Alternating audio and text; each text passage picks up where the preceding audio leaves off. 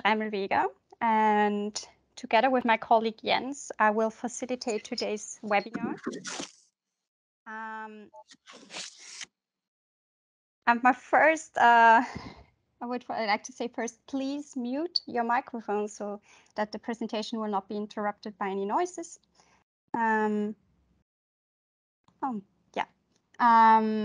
And if there are any technical difficulties, please contact my colleague Jens later on.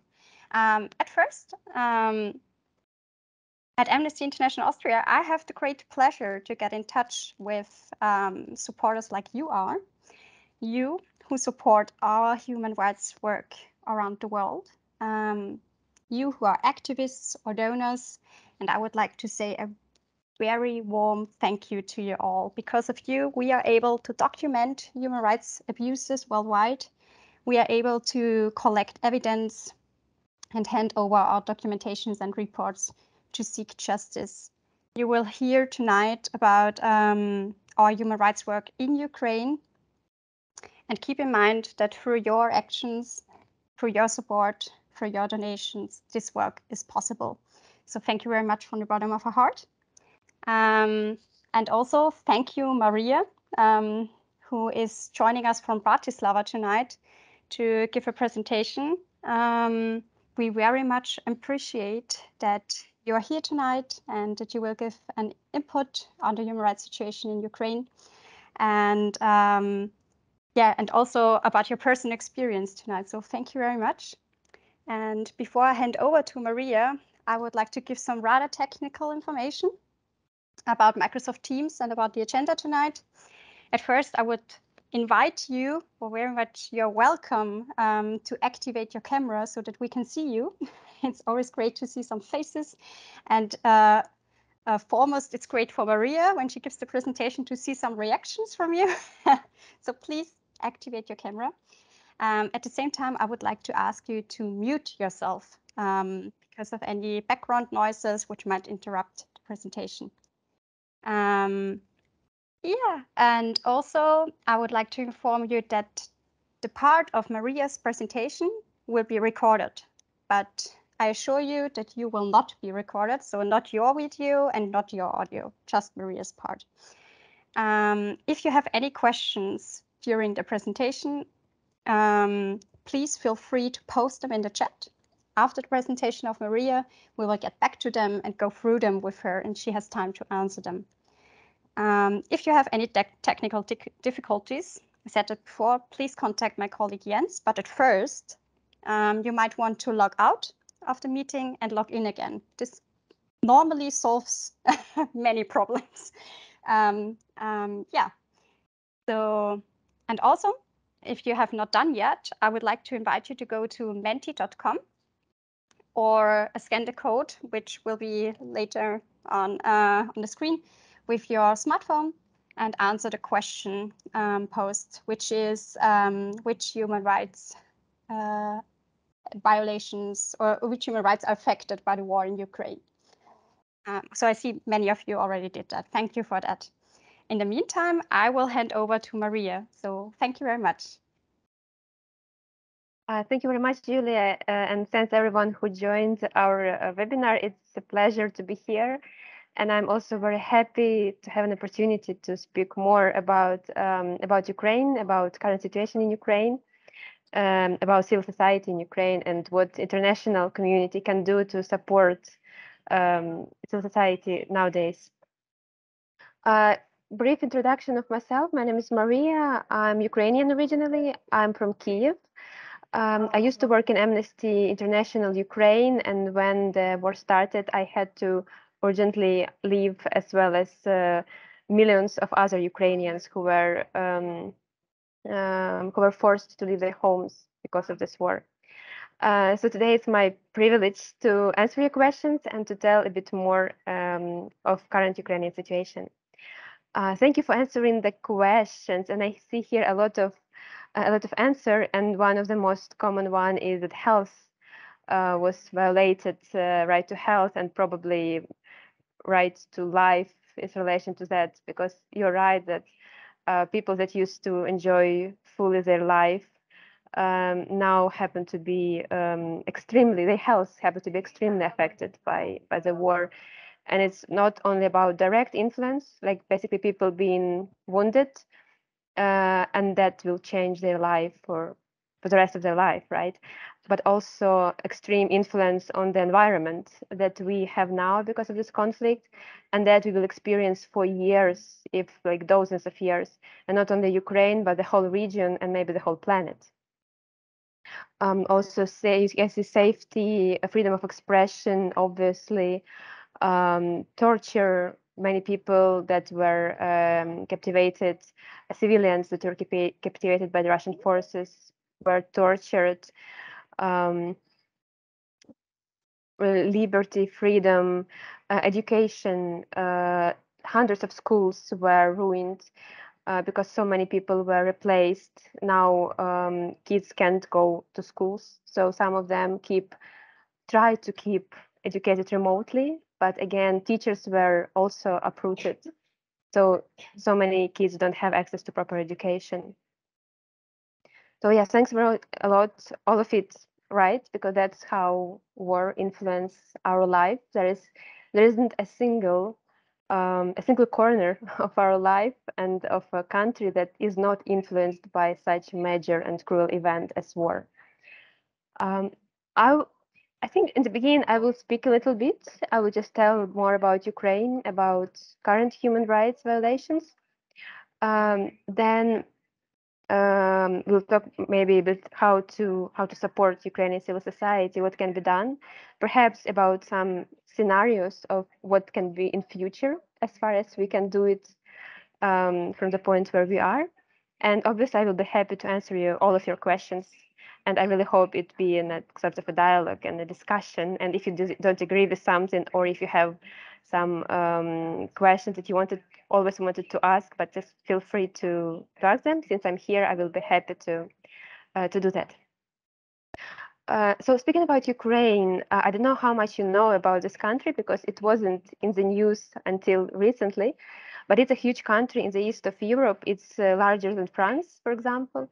It used to be home of almost 40 million people, with huge industrial cities in the center and the east of Ukraine and everywhere.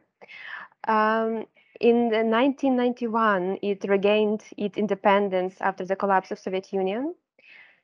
And since then, it's been somewhere on the edge of influence of this Soviet past legacy, and it was always under influence of Russian politics and Russian media and Russian culture in general.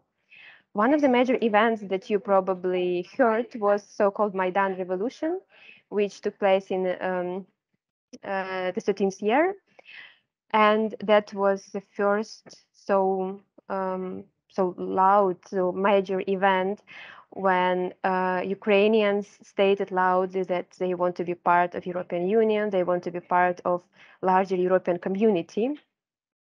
And this revolution lasted for months, and several hundreds of people were, some were killed, some were badly injured, and eventually Yanukovych, who used to be a president back then, who failed to sign agreements with European Union that were so expected, he then ran away to Russia, and he was mainly supported by Russia. The investigations of crimes that happened during the time, they are still ongoing. So there's still not everyone was brought to justice. Very few actually were brought to justice for these crimes. After Maidan in year 2014, whether it was directly related to this event or it was planned before, but Russia annexed Crimea, and that annexation happened without a single shot. Basically, Ukraine didn't have any resources to somehow push back Russian forces that entered Crimea with no insignia. They were called so-called green people. They didn't have any signs on them. They just came to Crimean state buildings and they took control over it. And the international community was also quite reluctant to react on that because it was not clear what happened. Perhaps people of Crimea wanted this, and there were lots of discussions, but no particular actions against it. Next one in the same year followed the very eastern parts of Ukraine. Now they are called so DNR and LNR, Donetsk People Republic and Lugansk People Republic. Those are quasi-states that were also created during the actions by Russia-supported separatists. There were quite severe fightings back then in 2014, 15, etc., on the east of Ukraine, which also went largely unnoticed by international community. And at some point, this conflict in the east of Ukraine, it came to the status quo stage, when these quasi-structures were formed, and Ukraine did not have any capacity to, and perhaps no willingness, who knows, to fight with this. So there was this status quo when fightings were happening there occasionally, but as a Ukrainian citizen living far from this area, you would not feel it. Like we lived, for example, in Kiev, in other major cities, for 8 years, people forgot about it a little bit, so it didn't influence your everyday life. When Russia started to build up its military forces near the borders of Ukraine, I would say that people didn't believe that something can happen. So for many, it looked like part of political game, as sort of Russia is creating just political pressure to get something what they want from the West. And until the very moment, the very final moment, on the 24th of January, people would be completely confident that all of this is somehow staged. I remember the early morning when everything basically started. I wasn't sleeping the whole night because I was monitoring Twitter because it was so obvious that something might happen. And early morning, I saw the first tweet saying that Russian tanks actually crossed the border in the north of Ukraine. And that I went to wake up my partner saying that actually started. And a minute after that, we saw loud explosions all around near us. And we live near Kiev, not in the city itself. So that's when thousands of people woke up and they realized that actually this started. Because again, when you live in such countries as Ukraine nowadays, you don't think that event like that is possible whatsoever.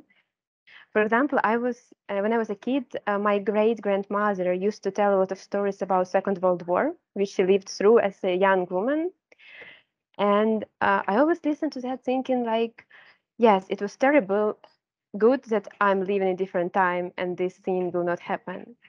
But in that very morning, I felt like I got into one of her stories when she was escaping when I was a little kid under shelling somewhere where she had no idea where she's gonna live and whether she's gonna live. And the moment like thousands of people tried to flee Kiev, so all roads were blocked, and it wasn't possible safely leave the Kiev. And again, people didn't understand what's going on. And there were all these reports about Russian helicopters flying above Kiev region, tanks crossing borders, this huge, like 60 tanks heading towards Kiev. So it was really, really uncertain times and quite scary times. Eventually, all this like first wave of people left Kiev. We managed to get to Western Ukraine also, which took us 3 days by car, as well as many people. Fortunately, Europe opened its borders for Ukrainians, and it was actually very possible to cross the border to find yourself in safety. Men weren't and are not allowed to leave the country now, so mostly women with young children. Those are the ones who leave the country because of the security of children. And the situation is additionally challenging for them because if you are alone abroad, you have to find job probably. You have to give your kids to kindergarten, and kindergartens are already full. And then you have to have some money to live, and that's kind of the whole sort of amount of complications. So that's how it all started. How it all is going now is that apparently, as experts write it, all this attack on Kiev was a political step aiming to overthrow Ukrainian government, hoping that they will get scared, they will flee, or they will sign some agreements. That's where Ukrainian armed forces acted quite effectively. They did destroy lots of armed vehicles. They basically pushed back Russian forces from Kiev, and then Russian authorities took decision to withdraw all the forces from Kiev and put them to the east of Ukraine and make the most put the most pressure on the east, where Donetsk Republic and so-called Luhansk Republic are, Crimea, and south of Ukraine. So part of Ukraine that is on the continent of this kind of near Crimea. So that's where the major fightings are happening now. The city, the first days of the assault, Bucha, when dozens of civilians were cruelly killed just on the streets. They were raped, tortured, held in basements with no food and water, with completely terrible atrocities. Cities near Kiev, which used to be very picturesque places for young families, they were destroyed, with majority of buildings being just destroyed. Then Kharkiv, who is that city on the east of Ukraine and the second largest city in Ukraine, gets constantly shelled up until now. Then eastern Ukraine, the Russian forces are pushing towards other cities like Severodonetsk, which is now also is almost destroyed. And they are pushing from the south, where there is Kherson, Mariupol, as you maybe heard, this main the stronghold that kind of Russian forces were trying to take for months. And the thing is that all areas where Russian forces come and they were to start this warfare, what they try to do, they first destroy infrastructure, they destroy building, they destroy civilian infrastructure, they do disproportional and indiscriminatory attacks. Indiscriminatory means that they use weapons that don't distinguish between civilians and combatants. And according to international law, it's forbidden, because there are certain laws that you apply when you have war, that you have specifically target military. You can target military infrastructure, you can target combatants of other party, but you should aware that you should make all possible in order to secure civilians.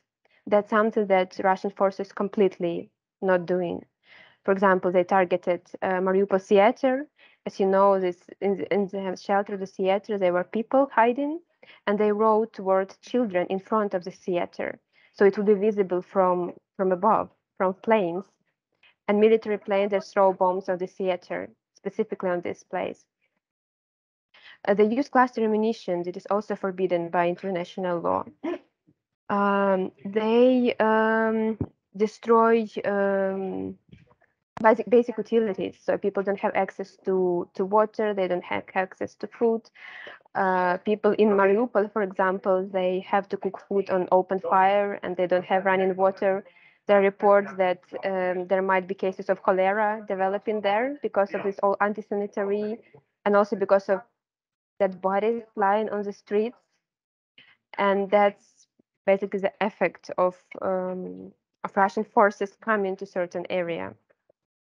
And people also get killed, civilians get killed, they get tortured, and sexual violence also became quite significant part of this conflict, where like women, and not only women, become particularly targeted by that. There are different scenarios and speculations how this may develop, and I think all people, because of this major effect this war has on the whole world, in terms of politics, in terms of environment, in terms of access to food.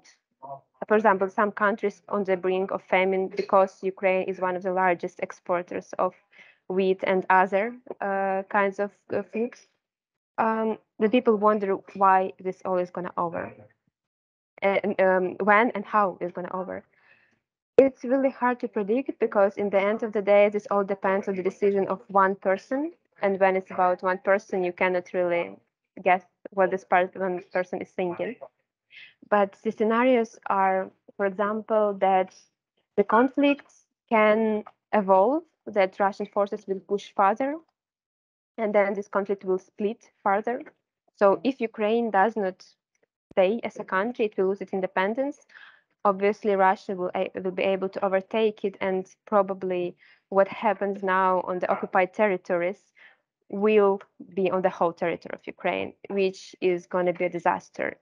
And this will give an opportunity for Russian forces to move further if they want. Another scenario is if this conflict becomes frozen one. So let's say that everything stops in current borders. That then what we see is that the situation on these occupied territories will deteriorate dramatically. There will be more refugees from the territories if they will be allowed to leave, because another problem is that Russian forces not always allow people to leave to Ukraine-controlled sites.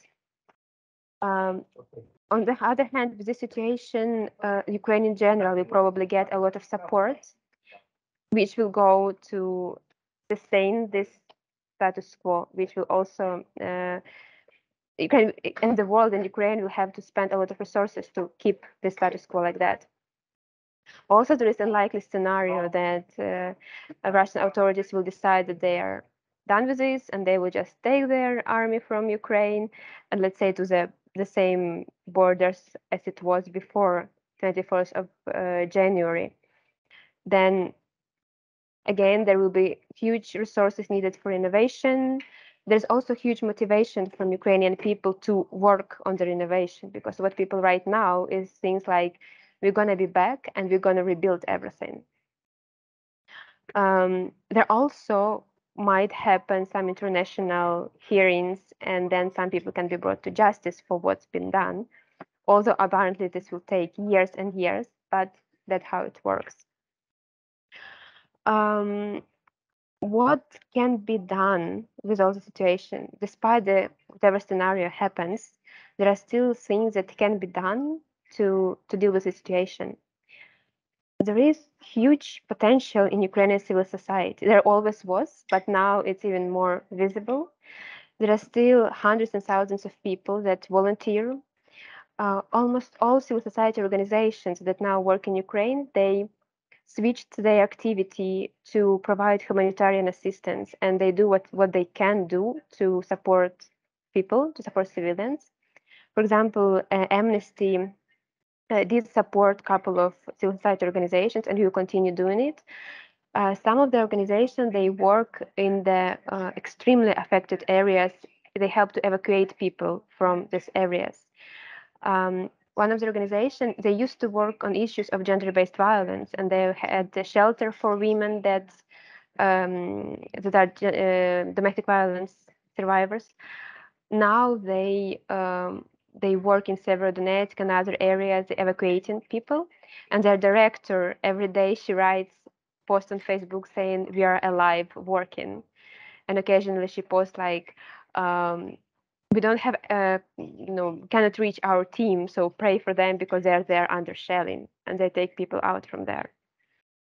Another organization, they buy a necessity, they buy food, they buy some like other needy stuff, and they deliver it to people that remain in this affected area. Other LGBT organizations, they help LGBT people, not only LGBT people, to evacuate. They open additional shelters. They help women with children. Other organizations provide consultations of lawyers, etc. So there is a huge field of activity and huge support. In the first day of conflict, some organizations were collecting, like people donated a lot to this organization. But obviously that's never enough because of the scale of the conflict. So what can be done is support civil society, because obviously I am very pessimistic about how the conflict will develop. I think there will be some suffering ahead, unfortunately.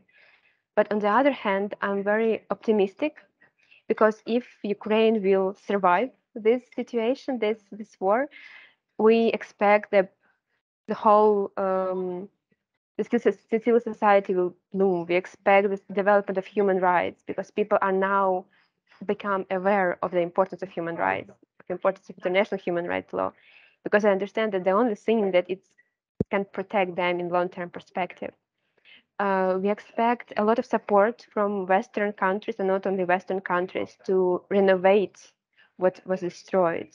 So there will be the whole this rapid development of society, but then we have to survive some time more to make it happen. So there is this optimism and pessimism at the same time. That's why it's so important to keep Ukraine in the agenda, to sustain support of Ukrainian civil society and Ukraine in general, and to kind of stay involved, stay informed about how things develop, because there is a lot ahead.